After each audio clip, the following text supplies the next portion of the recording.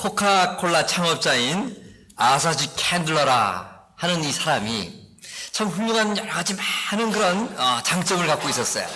그런데 그런 훌륭한 사람임에도 불구하고 한 가지 기도 제목이 있었어요. 그것은 바로 지나친 음주벽이 있었어요. 알코올 중독자였던 것이죠. 그래서 항상 일이 끝나면 이 술을 마시기를 즐겨 했고, 이 술을 마시면 적당히 마시는 것이 아니라 그냥 인사불성, 정신이 잃을 정도로 항상 술에 취해서 귀가하곤 했었어요. 그런데 어느 날도 마음껏 술을 마시고 이제 승용차를 타고 조용히 이렇게 집을 향해서 앉아서 오는데, 이게 갑자기 마음속에 그냥 천둥도 아니요 번개도 않는 이 희한한 소리가 꽝 나는 것이 마음속에 느껴지는 거예요. 그러면서 그 위에 무슨 음성이 들리는데 가만히 생각해 보니까는 자신의 본능적 욕구를 거절하는 사람이 성공한다. 자신의 그 욕구를 거절할 수 있는, 부인할 수 있는 사람이 성공한다 하는 이 하나님의 그 음성도 아닌 것이, 그렇다고 또 해서 내 소리도 아닌 것이 이상한 소리가 내 마음속에서 그 뇌성과 함께 들리기 시작한 거예요. 하도 이상해서 집에 돌아와서 아내에게 그 얘기를 했어요. 그랬더니 그렇지 않아도 항상 이 남편 당신이 돌아오는 시간만 되면 하도 술에 취해서 돌아오기에 나는 항상 당신이 돌아오는 시간 되면 정말 간절하게 당신이 술을 끊을 수 있게 해달라고 기도해왔는데, 아무래도 하나님께서 저의 기도를 들어주시고 하나님께서 당신에게 말씀하신 것 같다고. 아내의 그런 기도하고 있었다는 얘기와 함께 자기가 조금 전 차 안에서 들었다는 그 음성이 바로 하나님께 주신 것이 아닌가 하는 그 아내의 이야기를 들으면서 바로 이 캔들러는 마음속에 깜짝 놀라면서 하나님께서 오죽 나를 향하여서 이 금주하는 것이 정말 귀하면 이렇게 나에게 음성을 다 들려주실까 하는 마음과 함께 그 순간부터 이 캔들러는 두 번 다시 술잔을 들지 않았다는 것이죠. 여러분, 정말 이 코카콜라 그 이후에 정말 이처럼 과감한 결단력 있는 그런 자기 자신에 대한 변화를 추구할 수 있었던 이 캔들러로 인하여서 사업은 날로 번성해서, 여러분 어때요? 오늘날 전 세계에 그 코카콜라가 들어가지 않은 나라가 몇 개 없을 정도로 많은 사람들이 마시는 음료 회사가 되었어요. 그런데요, 또 그 이전에 하나의 스토리가 있어요. 이처럼 놀라운 체험을 하긴 캔들러는요, 오늘날 이 하나님께서 나에게 정말 원하시는 것이 또 무엇이 있을까 곰곰이 생각하는 거예요. 그런데 이번에는 이렇게 내성병력과 같은 커다란 소리는 들리지 않았지만 조용히 찬찬하게 마음속에 감동을 하나님께서 주시는 거예요. 뭐예요? 온전한 하나님 앞에 드림 생활을 한번 해봐라 하는 깨달음이 마음속에 오는 거예요. 그래서 조용히 직원들과 함께 우리 회사의 모든 수입의 10%를 정확하게 하나님을 위해서 앞으로 드렸으면 좋겠습니다 하고 상의를 했어요.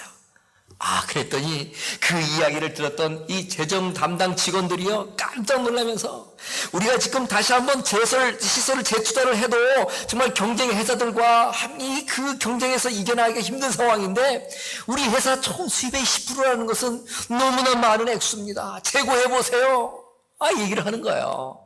그래도 하나님 앞에서 정말 주신 음성이라 생각했던 캔들러는 묵묵히 사원들을 설득하면서 모든 수입의 10%를, 11조를 하나님 앞에 드리기로 결심하면서 그 과감한 행동을 보였어요. 그 이후에 하나님께서는 그 회사를 축복하셔서 그 이상의 몇 배 되는 수익을 올리게 하셨죠. 여러분, 어찌 보면요, 우리가 살아가는 인생은 이처럼 결단의 연속인 것 같아요.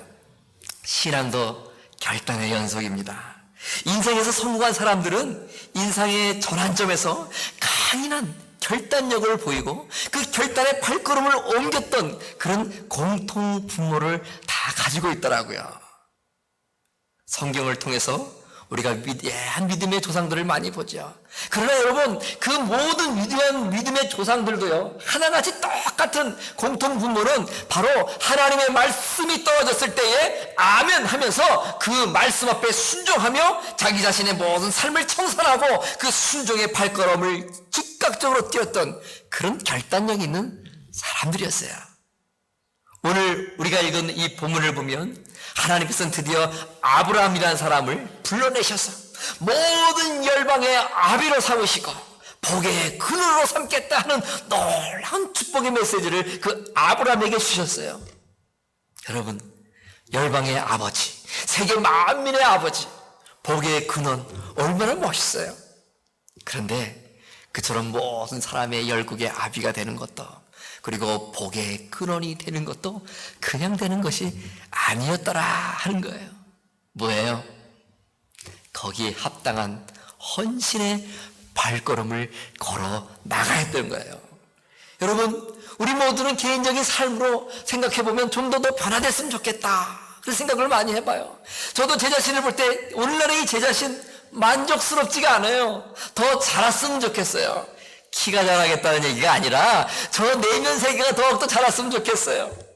제 키는 25살 이후로 멈춰서 더 이상 자랄 길은 없지만 내 내면이 더욱더 넓어졌으면 좋겠어요. 더 성장했으면 좋겠어요. 그래서요, 마음이 더 넓고 깊어서 모든 성도들을 마음속에 품고 다 헤아릴 수 있는 넓은 마음을 가졌으면 참 좋겠어요. 그런데 이처럼 제 마음이 넓어지는 것도, 내 인품이 넓어지는 것도 그냥 되겠어요? 끊임없는 연단을 통해서 그것이 가능하겠죠. 여러분은 어떠세요? 나름대로 내 자신의 인생 좀 이렇게 되었으면 좋겠는데, 어쩌면 오늘 이 아브라함과 같이요, 복의 근원, 나 때문에 모든 사람들이 복을 받을 수 있는 그런 복의 근원이 되는 존재 다 되었으면 좋겠어요. 그런데 생각을 해보세요. 여러분, 십자가를 우리가 생각하지 않고 결코 부활의 영광을 생각할 수가 없죠. 우리가 고통하고 땀 흘리지 않고 삶 속에서 어떠한 열매를 얻는다는 거 생각해 볼 수 없을 거예요. 신앙생활도 마찬가지예요. 우리의 기도와 우리의 헌신과 우리의 순종 없이는 아름다운 신앙의 열매 맺는 것이 그리 쉽지 않다는 것이죠. 오늘 아브라함을 하나님 부르셨어요. 열국의 아비가 되게 하실 것이다 말씀하셨어요. 복의 근원이 되실 거라, 되게 할 거라 말씀하셨어요. 그러면서 한 가지 그 아브라함에게 헌신할 것을 촉구하세요. 그게 바로 뭐예요? 오늘 1절 말씀을 보니까 너는 너의 본토, 친척, 아비 집을 떠나라 하는 말씀이었어요. 여러분, 본토라는 건 뭐예요? 당시 아브라함이 살던 갈대아 우르와 화란 지역을 에워싸는 그 초대 문명의 발상지라고 하는 그 메소포타미아 지역이 이 아브라함 그의 본토였어요. 사람이 본토에서 떠나서 다른 곳으로 간다는 것이 어디 그렇게 쉬운가요? 그 다음에 친척 아비 집을 떠나라, 그렇게 하나님 아브라함에게 말씀하셨어요. 아브라함은 우리가 알듯이 셈족입니다. 셈족의 후손인 그 아브라함은 자신과 함께 모든 혈육들, 친족들이 함께 모여서 살았던 거였어요.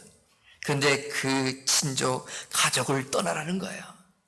여러분, 우리가 알듯이 그 당시에는요, 이처럼 친족들, 부족들 단위로 부족 국가를 이루며 살았어요. 그래서 어느 한 사람이 그 친족, 부족을 떠난다는 것은 곧 다른 부족의 그 마을을 통과하게 될 것이고, 언제 모르게 다른 부족의 창과 화살이 자기 자신을 향해서 날아올지 모르는 위험한 여행길이라는 거예요. 그리고 그 집을 떠났을 때에 그 황망한 광야를 걷다 보면 그 광야에 있는 맹수들이 자기를 해할지도 모르는 그런 어려운 삶을 떠나라 하는 것이 오늘 아브라함에게 요구하신 하나님의 명령이었어요. 그런데 하나님이 어디로 가라 그랬을까요? 1절 말씀을 보면 내가 지시할 땅으로 가라 하셨어요. 그러면서 어느 곳이 내가 지시할 땅이다 하고 궁극적인 고를 말씀하지 않으셨어요.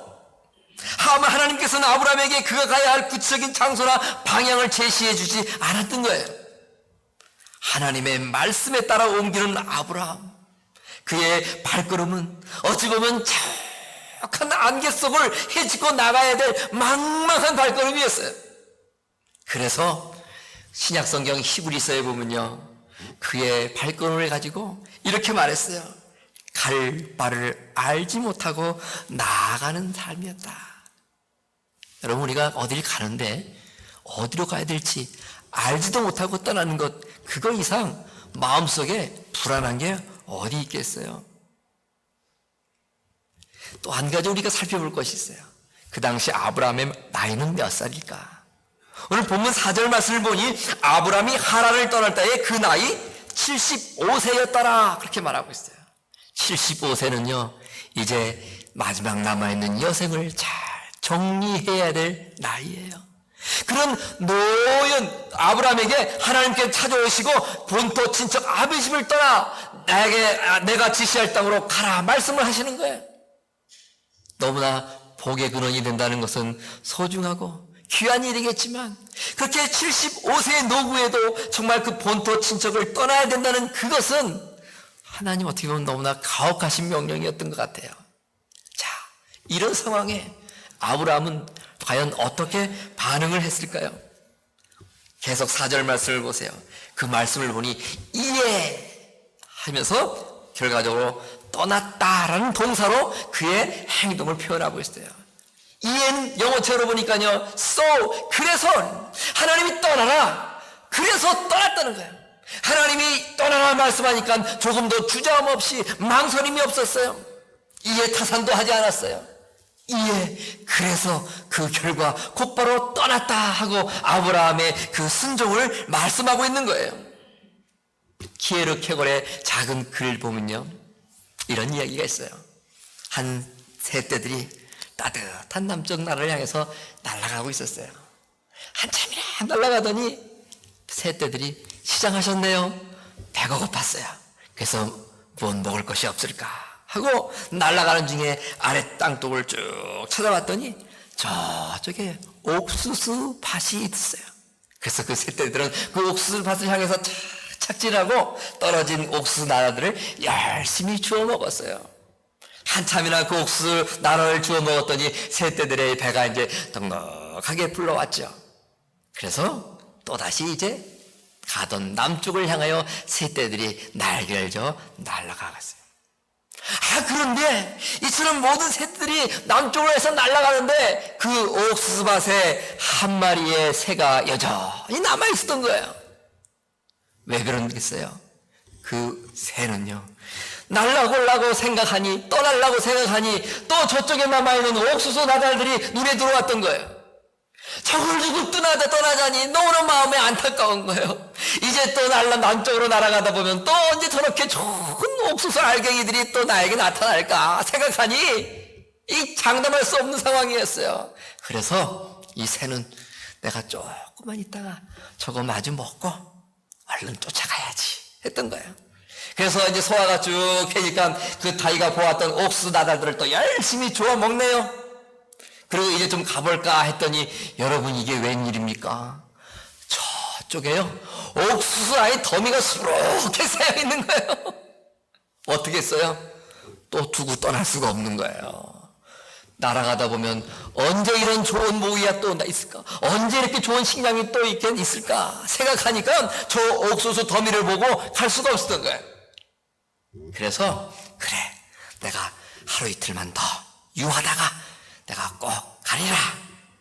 옥수수를 열심히 먹고 자고 소화시키고 또 먹고 하다가 드디어 날씨가 이제 쌀쌀한 바람이 불어오기 시작하는 거예요. 이제는 가야겠구나. 드디어 이제 이때를 놓치면 안 되겠다 싶으니 이 새가 이제 날개를 펴서 이제 동료들이 먼저 갔던 그 남쪽을 향해서 열심히 날아가려고 했는데 이게 웬일입니까? 이제 얼마 잘 날아가지 못해서 힘을 잃고, 날아가지 못해서 힘을 잃고 이상하게 이게 비상이 잘 안 되는 거예요. 여러분, 왜 그랬겠어요? 이 새가 너무나 많이 잡수셔서 너무 많이 잡수셔서 베들레헴 너무나 뚱뚱한 새가 돼버린 거예요. 그리고 적당하게 근육이 발달하고 있어야 되는데 이 운동을 안 하고 날개짓을 안 하니까 이 모든 이 날개가 이 근육이 그냥 퇴야 되고 그냥 살이 비계가 둥둥 쪄가지고 얼마 날지 못해서 또 힘을 잃고 얼마 날지 못해서 힘을 얻는. 가긴 가야겠는데 스피드도 안 나고 가긴 가야 됐는데 지구력도 떨어져서 오래 가지 못하다가 그만 기후가 찬바람이 돌면서 강풍이 불어 그냥 가다가 얼어 죽고 말았어요. 창세기 22장 22절에 보면 하나님께서요, 오늘 본문 그 이후의 사건인데 또 하나님이 찾아왔어요. 여러분, 성경을 보면요, 하나님이 누군가를 찾아올 때는요, 그 굉장히 겁나는 무서운 사건이 벌어집니다. 이 창세기 22장에 하나님이 또 그 이후에 아브라함에게 찾아오셨는데요, 뭐라고 말씀하시는지 아세요? 100세에 낳은 그 아들이 잘 성장하고 있는데, 그 이삭이라는 그 아들이 잘 자라고 있는데, 어느 날 나타나신 하나님은요, 말씀하시기를 그 아들을 모리아 땅, 내가 지시하는 산, 모리아 산을 말했던 거예요. 번제의 제물로 드려라 라고 말씀하시는 거예요. 이게 웬일입니까, 여러분? 하나님이 이제서야 이제 나에게 그 말씀하신 저 밤하늘의 무별과 같이, 저 해변의 모래알 같이 수많은 자손을 주시고 나를 그 열국의 아비로 삼으시는구나 하는 사인으로 100세의 아들 이삭을 주셨는데, 이게 어찌 된 일입니까? 그런가 했는데 아닌가 봐 하면서 하나님 다시 걷어가시겠다는 거예요. 너무나 당황스러운 하나님의 요구였어요. 명령이었어요. 그런데 이런 황당무계한 하나님의 명령 앞에도 아브라함이 취했던 행동이 있어요. 그 다음에 창세기 22장 23절을 보니까요, 아브라함이 아침에 일찍이 일어나 나귀의 안장을 지우고 두 사환과 그 아들 이삭을 데리고 번제에 쓸 나무를 쪼개어가지고 떠나 하나님의 자기에게 지시하는 곳으로 가더니 그랬어요. 하나님 말씀하십니다. 그리고 그 다음날 아침 일찍이 일어나서 그 하나님 말씀하신 말을 순종하는 순종의 발걸음을 아브라함이 내딛었던 거예요, 여러분. 여러분, 하나님께서는 우리들에게 하루만 더 하다가 결국 얼어 죽는 그 새가 아닌 아브라함과 같은 즉각적인 순종, 즉각적인 결단의 발걸음을 우리에게 요구하시는 거예요. 그 발걸음은 어떤 발걸음이에요? 지체함이 없는 발걸음, 결단력이 있는 과감한 발걸음, 하나님 앞에서의 온전한 순종의처럼 망설임이 없는 그런 결단이 필요한 거예요. 아브라함의 결단력 있는 발걸음으로 인해서 그는 마침내 믿음의 조상, 열국의 아비, 복의 근원이 될 수 있었던 것이죠. 하나님의 축복은 내가 먼저 이처럼 변화되고 순종하며 결단의 발걸음을 옮길 때에 시작되는 것입니다. 그리고 그 결단의 발걸음은 주저함없이 뻗어나가기 시작하는 데부터 임하기 시작하는 거예요. 어떻게 보면 우리가 신앙생활을 하면서 이 매번 예배 생활을 열심히 하는 것, 이것도요 하나의 결단이에요. 그래서 이 결단을 주저함없이 꾸준히 해나가는 것, 헌금 생활도 하나의 결단이에요. 내가 이 결단을 꾸준히 하나님 앞에서 실행하는 그 결단의 발걸음을 옮겨 나갈 때에 하나님께서는 보시고 우리의 믿음을 굳건하게 해주시는 거죠. 이처럼 우리의 모든 인생은 하나부터 10까지 결단에 의하여 이루어지는 것이고, 그 결단이 얼마나 올바른 결단이고 또 올바른 결단이었으면 얼마나 즉각적인 실천을 하느냐에 따라서 우리의 인생은 변화될 수 있고, 우리의 인생은 이처럼 복의 근원과 같은 하나님의 축복의 존재로 변화될 수 있다는 거예요. 여러분, 이처럼 아브라함은 즉각적인 순종의 발걸음을 옮겼어요. 그런데 이렇게 아브라함이 지체 없는 결단을 할 수 있었던 이유, 무엇이 하나 있었어요. 무엇이 그를 그리도 힘든 목적을 향해서 서슴지 않고 발걸음을 옮겨갈 수 있게 했는가? 여러분, 군인들이 특별히 이 보병 부대에서 이제 근무하는 군인들을 보면요, 여러 가지 무기 가운데 박격포가 있죠. 이 박격포는 가시적으로 보이지 않는 그 어떤 그 지역물 이후에 있는 어떤 그 타겟을 공격할 때 주로 많이 쓰는 무기예요. 그래서 정확한 정조준이 중요한데 그냥 이 박격포 포신만 제대로 그 타겟을 향해서 위치한다고 해가지고 정확하게 타겟에 맞게 포가 가느냐? 그렇지 않죠. 그래서 정확하게 포탄이 타겟에 떨어지기 위해서는요, 이 가늠자 문치라는 것이 있어요. 그리고 포열과 포판이 있어서요, 잘 조절을 해서 타겟에 조정을 해야 돼요. 그리고 또 한 가지 나침반이 있어서 그 나침반을 가지고 정확히 목표물을 조준할 때에 그 포탄이 날아가서 정확하게 떨어질 수 있다는 거예요. 여러분, 그래야 정확한 방향으로 사격을 할 수 있고 비로소 만족한 결과를 얻게 되는데, 어찌 보면요, 우리의 인생도 마찬가지인 것 같아요. 어떤 일을 할 때 반드시 우리는요, 정확한 기준이 필요한 거예요. 특별히 우리 신앙인들은요, 이 어떤 일을 할 때 정확한 기준이 있어야 되는데 그 기준이 무엇일까요? 바로 하나님의 말씀, 성경이죠. 성경을 영어로 표현하면요, 바이블이라고 그러죠. 그리고 또 한 가지 이 영어의 그 영어식 성경을 표현하는 표현이 있어요. 여러분 기억하시죠? C자로 시작하는데 뭘까요? 캐논. 캐논을 성경이라는 정경. 그 캐논의 뜻은 뭐예요? 올바른 가치의 기준이 된다는 거예요. 척도라는 거예요. 왜 사람들이 성경을 바이블이라는 이름 외에 캐논이라는 또 하나의 이름을 붙였을까? 바로 그 성경이 우리의 인생의 척도가 되기 때문에 그런 거예요. 우리의 인생의 바른 기준이 되기 때문에 그런 거예요. 박격포를 쏠 때에 여러 가지 장치와 더불어 나침반으로 방향을 정확히 잡아야 되듯이 하나님의 말씀이 캐논 척도 나침반이 되어서 우리의 인생을 정확하게 방향을 잡아주시는 거예요. 그래서 늘 이 말씀, 이 바이블을 늘 묵상하며 이 말씀을 기준으로 살아가는 인생은 늘 인생의 목적에 있어서 오차가 없이 바른 정로의 삶, 진리의 삶을 살아갈 수 있게 되는 것이죠. 아브라함이 오늘 본토 친척 아비 집을 떠날 때도 바로 한 가지 기준이 있었어요. 그게 뭘까요? 오늘 본문의 4절 말씀을 다시 한번 보세요. 이에 아브라함이 여호와의 말씀을 쫓아갔고, 이에 아브라함이 여호와의 말씀을 쫓아갔대요. 아브라함에게는 바로 여호와의 말씀, 하나님의 말씀이 그의 모든 행동의 기준이었던 거예요.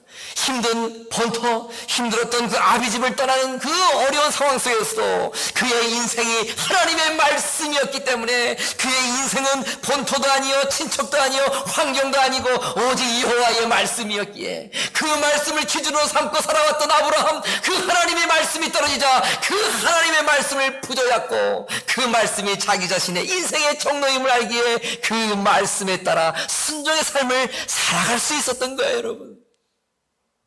다윗은요, 어려서부터 고생을 많이 하면서 이스라엘 임금의 자리까지 이른 자죠. 그래서 그의 삶 속에서는요, 참 많은 인생을 통한 그런 훈련이 있었어요. 그래서 그가 갖고 있는 하나의 인생 철학이 있었어요. 그건 뭐예요? 내가 주께 범죄치 아니하려 하여 주의 말씀을 내 마음에 두었나이다. 항상 범죄치 않고 바른 길을 걸어가기 위해서는 하나님의 말씀을 마음속에 두어야 된다는 것을 다윗은 깨달았어요. 그리고 이제는 그의 인생은요, 세상에 그 어떤 것도 자기의 인생의 지표가 될 수 없었고 기준이 될 수 없었어요. 오직 여호와의 말씀만이 그 다윗 왕의 인생의 기준이 됐기에 그는 이처럼 이렇게 고백을 합니다. 주의 말씀은 내 발의 등이요 주의 말씀은 내 길의 빛이니이다. 여러분, 이런 고백이 우리들의 고백이 되어야 되는 것이죠. 성령님께서는 이제까지 여러 많은 분들을 통하여서 저를 목사 되게 해주시고 또 이렇게 말씀을 전할 수 있는 설교자로 삼으셨어요. 그 가운데는 신학교 훌륭하신 많은 스승들도 계시고 또 그 이후에 많은 말씀 훈련을 시켜주신 많은 선배 목사님도 계세요. 제가 청년부 시절에 예전엔 정말 제가 신앙생활 생각해보면 반성할 점이 많아요. 그냥 좋아서 갔어요. 친구들이 너무 재밌어서 갔어요. 크리스마스 때마다 맛있는 간식 주고 사탕 주니까 그거마다 오늘 어릴 때 많이 갔어요.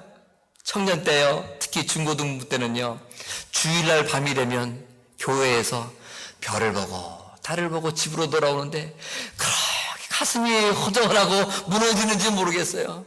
어린 이 청소년의 가슴에 왜 이렇게 가슴이 허전하고 무너지는 일이 있을까? 이유는 딱 한 가지, 다음 토요일이 또 언제 돌아올까? 왜요? 토요일만 되면 교회 친구들 만나잖아요. 싸우면서도 그렇게 좋았어요. 여러분, 그때만 해도요, 제가 교회 오는 게 하나님 만나는 게 기뻐서 온 게 아니라 친구 만나는 게 기뻐서 왔었어요. 그런데 어느 날 청년 때에 하나님을 제가 이제 뜨겁게 만났어요. 뜨겁게 만나면서 하나님께서 어떤 자매님을 이제 붙여주셨어요. 자매님을 하는 잘 이렇게 안내자로 붙여져가지고 그 자매님이 말씀을 잘 안내해주고 또 교회 생활을 잘 안내해줬어요. 근데 이 자매가요, 어느 날 갑자기, 그때만 해도 이 교회가 상도동이었는데, 이 반포에 가면 기독교 백화점이 굉장히 많아요. 여러분 아시는지 모르겠어요. 그 기독교 서점에 저를 데리고 한번 가더라고요. 가더니 한참 이 책, 저 책 구경을 하더니 무슨 기독교 서적을 살 것이 있나 보다 생각했는데 성경 공부 교재 똑같은 거 두 권을 그 책꽂이에서 싹 빼더니 사는 거예요. 그러더니 이제 헤어질 때 저에게 이 책을 하나를 주는 거예요. 주면서 오빠, 이 책을요, 다음 만날 때까지 일과를 잘 준비해 오셔서 일과를 저를 가르쳐 주세요. 그러는 거예요. 이때까지 제가 이렇게 말씀 연구를, 묵상을 그렇게 철저히 해본 적이 없었거든요. 이 큰 숙제였어요.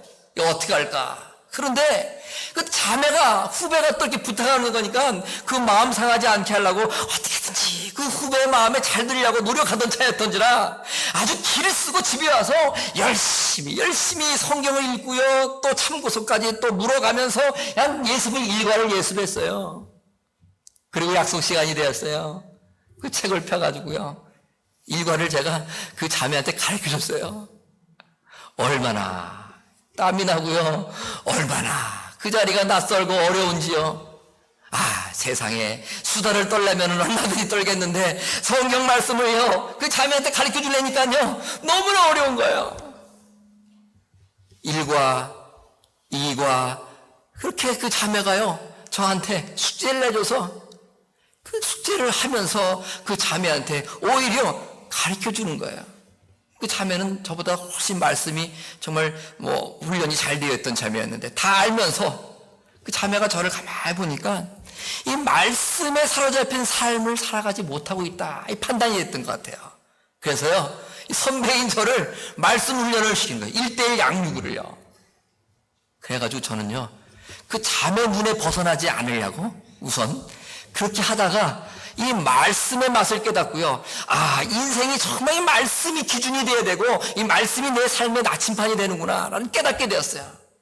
그래서 그 자매 덕에 오늘 이렇게 목사가 되고, 물론 하나님이 부르셨지만, 그래서 이렇게 말씀을 전하면서 어떻게든지 말씀의 뜻대로 살아가려고 정말 몸부림을 쓰는 그런 목사가 됐네요. 여러분, 그 자매가 누굴까요? 저기 앉아 있습니다. 제 아내가 됐어요. 고마운 일이죠. 성령님께서 그 자매, 제 아내를 통해서 저를 이렇게 훈련시키고 하나님께서 저를 말씀의 종으로 세우신 거예요. 사도행전 2장 40절에 보면요, 오순절 마가의 다락방에서 성령의 충만을 받았던 그 많은 그리스도인들이요 행했던 놀라운 변화의 일들이 몇 가지 있는데 그 중에 하나가 뭘까요? 2장 42절에 보니까요, 저희가 성령 충만 받은 사람을 말하는 거예요. 저희가 사도의 가르침을 받아. 사도의 가르침을 받았다. 사도의 가르침이 뭘까요? 말씀이죠. 이 복음이죠. 성경 말씀을, 이 성령 충만 받은 이 많은 성도들이 말씀을 배우는 일에 새롭게 열심을 내기 시작했던 거예요. 그래서 성령 충만한 성도는요, 하나님 말씀을 사모하는 거예요. 성령 충만한 성도는요, 말씀 묵상을 게을리하지 않고요, 말씀을 더욱더 읽고 말씀 훈련하는 일에 주저함이 없는 거예요. 여러분, 아까도 강조드렸지만 주보 사이에 보면 다 영락 사역자 훈련 학교라 안내 드리는 것이에요. 어르신들께는 좀 죄송해요. 왜냐하면 글씨가 너무 작아서. 근데 여러분, 제가 요약을 해드릴게요. 일주일에 2번입니다. 화요일 오전 1시간이 있고 금요일에 밤에 1시간이 있는 거예요. 한 클래스가 있는 거예요. 그래서 1년, 2년, 2년 과정에 이 훈련을 하는 거예요. 무엇을 중심으로? 말씀을 중심으로 하는 거예요. 그래서 이 말씀 훈련을 통해서 이제까지 말씀을 기준으로 인생을 살아오신 분들은 또다시 한번 복습을 하는 생각에서, 복습을 하는 의미에서 말씀에 다시 한번 내 인생을 비춰보는 소중한 시간을 갖자는 것이죠. 그리고 아직까지 그런 훈련이 좀 더 필요한 분들에게는 이 시간을 통해서 내 인생은 정말 하나님의 말씀에 의하여서 내가 인도함을 받아야 되는구나 하는 우리의 정말 뼈저린 그런 새로운 깨달음을 갖자는 거예요. 그리고 그 말씀에 따라 내가 믿음 생활하고 그 말씀에 따라 내가 가정생활, 직장생활, 사업가로서 이 사회 속에서 살아가자는 그런 말씀 신앙 훈련인 거예요. 그러니 우리 교회 가운데 항존직, 중직자들은 더욱더 이 말씀 훈련하는 일에 본을 보여야겠죠. 안수집사님, 장로님, 권사님들 가급적이면 꼭 이 훈련에 동참하시길 바라요. 그리고 모든 여러분들도 시간에 따라서 이 시간에 동참하셔야 돼요.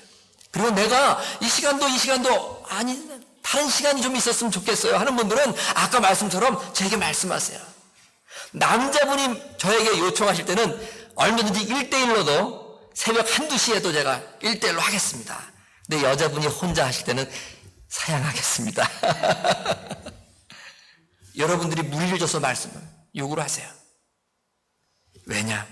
이게 너무 중요한 거예요. 말씀을 중심으로 해서 나의 인생을 살아간다는 것이 너무나 소중한 거야.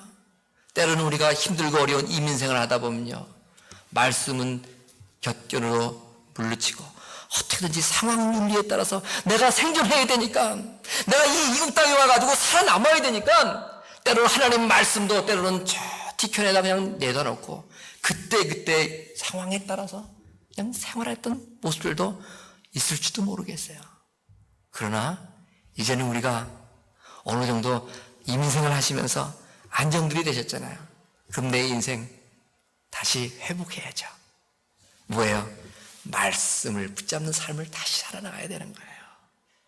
우리는 이럴 때 서서히 다윗과 같이 주의 말씀은 내 발의 등이요 내 길의 빛이니이다 고백할 수 있는 말씀에 붙잡힌 인생으로서의 고백을 할 수 있어요. 그리고 오늘 아브라함과 같이 여호와의 말씀을 쫓아가는 그 아름다운 삶을 살아갈 수 있게 되는 거예요. 여러분, 하나님의 말씀만이 우리 인생의 기준입니다. 그리고 그 하나님의 말씀 앞에 비추었을 때 합당하면 아브라함과 같이 조금 더 주저함이 없이 결단하며 순종의 발걸음을 내디딜 때에 우리는 하나님의 사람으로 더욱더 온전케 설 수 있고, 그렇게 된 나를 통하여서 내 아내가 변화되고, 그렇게 된 나를 통해서 내 남편이 변화되고, 그렇게 된 나를 통해서 내 자녀들이 축복이 되고요, 그런 아브라함과 같은 복의 근원이 될 수가 있는 것입니다.